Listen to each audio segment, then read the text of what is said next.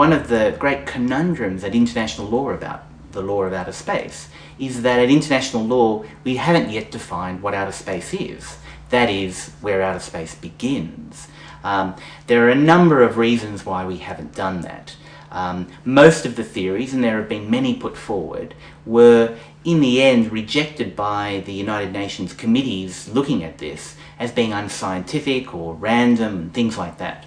I think the reality is that one of the main reason we don't have a demarcation between outer space and airspace is because as the major spacefaring nations were developing more and more their capability in space, they realised the strategic value of it.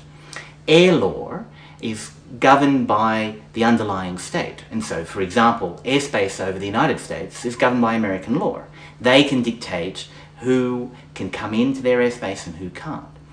Under the Outer Space Treaty, it's free for all. Anyone can go into outer space. And so, in a sense, it's not in the interests of the United States and other major countries to set a demarcation that is too low, because that would allow their quote-unquote competitors to do things above the landmass of the United States. And so the major spacefaring nations would like to keep the vagaries of where outer space begins as technology gets better and better. On the other hand, there are movements afoot to find a way of defining where space begins. Again, as space tourism develops, space tourists will want to know that they've gone into outer space. They won't want a certificate saying, congratulations, you've been very, very high up in the air. They'll want a certificate that says, congratulations, you've been to space, you're an astronaut, whatever that may mean.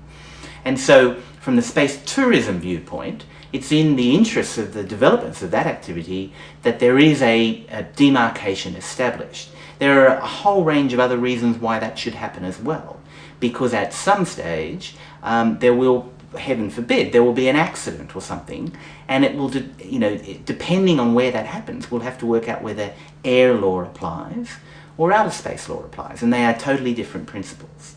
So that's a major issue where there's still always an ongoing debate as to where outer space begins.